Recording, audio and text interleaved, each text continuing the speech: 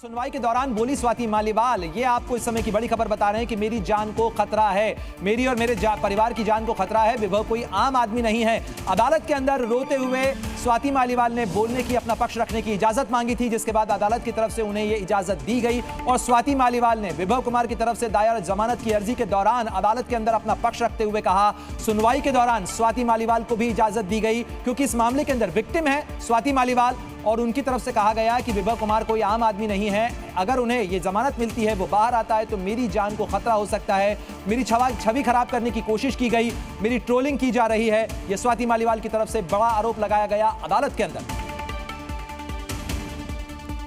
और एक बार फिर अरविंद का रुख करते हैं। अरविंद, मैं आपसे यह जानना, समझने की कोशिश कर रहा था कि क्या विभव कुमार की तरफ से मारपीट का जो आरोप है उसके जवाब में कोई बात कही गई उनके वकील की तरफ से, क्योंकि यहां पर तो स्वाति मालीवाल की तरफ से जो आरोप लगाए गए हैं, धाराएं हैं, बेहद संगीन है। बिल्कुल, आईपीसी 308 भी लगाई गई है जो कि गैर इरादतन हत्या के प्रयास के मामलों में लगती है।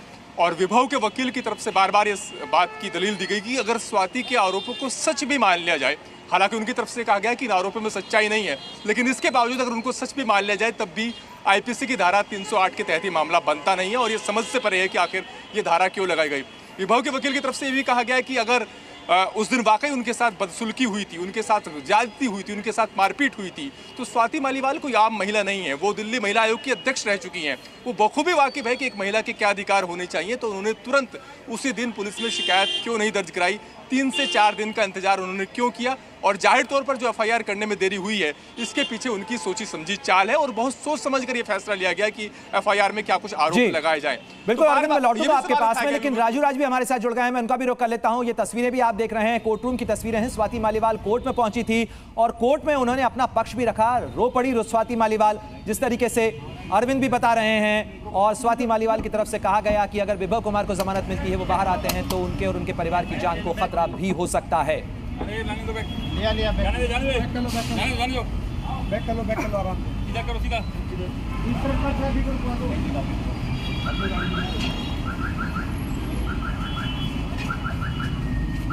तो अदालत परिसर की तस्वीरें आपको दिखा रहे हैं। बाहर मीडिया कैमरों के सामने मीडिया के सवालों का कोई जवाब स्वाति मालीवाल ने नहीं दिया, लेकिन अदालत में अपना पक्ष जरूर रखा स्वाति मालीवाल ने। राजू राज भी हमारे साथ जुड़ गए हैं। राजू, जरा ये बताइएगा, विभव कुमार की कस्टडी की अगर बात की जाए तो क्या पुलिस उनकी कस्टडी एक्सटेंड करने के बारे में भी कुछ विचार कर रही है?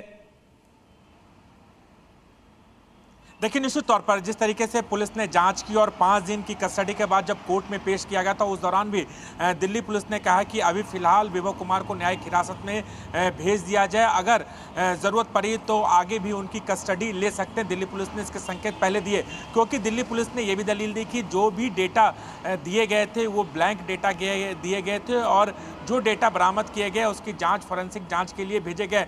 इसलिए तमाम डेटा को एकत्रित करना इस केस के लिए काफ़ी महत्वपूर्ण होगा। इसलिए आगे ज़रूरत पड़ी तो विभव कुमार का वो फिर से रिमांड पर लेंगे और इसलिए फिलहाल उन्हें न्यायिक हिरासत में भेज दिया जाए। दिल्ली पुलिस लगातार एफएसएल की टीम के संपर्क में है और दिल्ली पुलिस का कहना है कि जैसे ही सबूत आगे बढ़ेगी उस तरीके से जांच आगे बढ़ाएंगे और जरूरत पड़ी तो विभव कुमार का वो फिर से रिमांड ले सकते हैं। क्योंकि राजू राज, इस घटना के पहले पीसीआर कॉल के बाद आज करीब 14 दिन हो चुके हैं इस पूरी घटना को। अगर हम जांच की बात करें तो दिल्ली पुलिस के हाथ में अभी तक ठोस सबूत के नाम पर क्या है? देखिए, दिल्ली पुलिस के पास सबूत के नाम पर जो विभव कुमार के मोबाइल से जो डेटा बरामद किया गया वो एक काफ़ी महत्वपूर्ण सबूत है। इसके अलावा दिल्ली पुलिस का इंतज़ार उस डेटा का है, उस फुटेज का है जो सीएम आवास में लगा था और वो जो सीसीटीवी फुटेज मिले थे वो ब्लैंक मिले थे। इसलिए पुलिस उस डेटा को भी रिट्रीट करने की कोशिश कर रही है।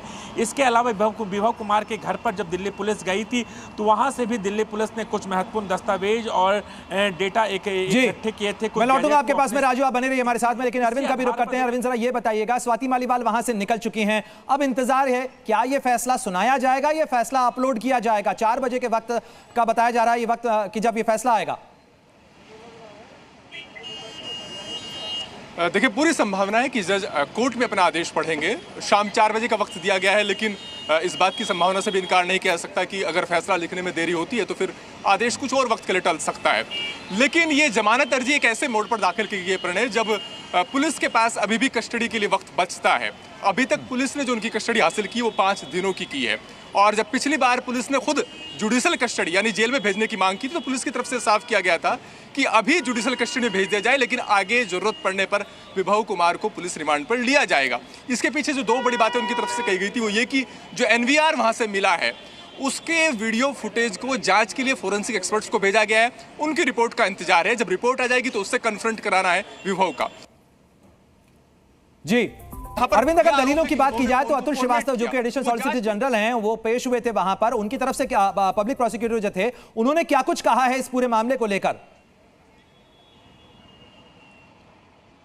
मैं उस बात पर लौटूंगा प्रणय, मैं वो साफ कर दूं कि उसके बाद क्या है कि जो मुंबई की टीम वो जब सबूत लाएगी जरूरी है, तो जब पुलिस के पास रिमांड हासिल करने का विकल्प है, अभी पुलिस के पास वो दिन बचते हैं, इस बीच में अगर जमानत अर्जी दाखिल की जाती है तो कोर्ट इंटरटेन करे इस बात की संभावना कानूनी तौर पर कम नजर आती है, क्योंकि पुलिस के पास अभी भी रिमांड का वक्त है। हालांकि वो लगातार ये बात साबित करने की कोशिश करे कि मामला बनता ही नहीं है। जिंदा बड़ी और महत्वपूर्ण बात कह रहे हैं अरविंद आप, यानी आज विभव कुमार को जमानत की अर्जी के बाद कोई राहत न मिले इस बात की संभावना कानूनी दलीलों के आधार पर ज्यादा है।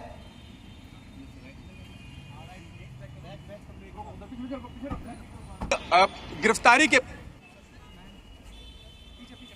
मुझे लगता है कि तकनीकी खामी के कारण अरविंद की आवाज हम तक ठीक तरीके से नहीं पहुंच पा रही है, लेकिन तस्वीरें आपको दिखा रहे हैं। देखिए स्वाति मालीवाल की तरफ से जो बयान दर्ज कराया गया है, स्वाति मालीवाल की तरफ से अदालत के अंदर भी आज जो कुछ कहा गया है वो तमाम चीजें आपको बता रहे हैं। आज स्वाति मालीवाल खुद मौजूद थी अदालत के अंदर और उनकी तरफ से विभव कुमार को दी जाने वाली जमानत की अर्जी के खिलाफ अपनी दलीलें रखी। उन्होंने अदालत में अपना पक्ष रखा और ये उस समय की तस्वीरें आपको दिखा रहे हैं जब अदालत परिसर के अंदर स्वाति मालीवाल खुद मौजूद थी। हालांकि मीडिया कैमरों के सामने उन्होंने किसी तरीके के सवाल का कोई जवाब नहीं दिया, लेकिन स्वाति मालीवाल की तरफ से क्या कहा गया वो आपको दिखा रहे हैं। साथ ही विभव कुमार ने 13 मई की घटना को लेकर क्या कुछ बयान दर्ज कराए, दोनों ही पक्ष आपके सामने स्क्रीन पर है।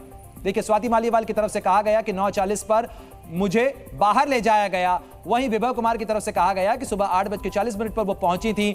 और स्वाति मालीवाल और विभव कुमार के बीच में आखिर हुआ क्या, इस मामले को लेकर जब सवाल जी न्यूज ने मुख्यमंत्री अरविंद केजरीवाल से पूछा था तब भी उन्होंने भी केवल इतना ही कहा कि मैं घर पर नहीं था, मैं फिलहाल कुछ भी नहीं कहना चाहूंगा।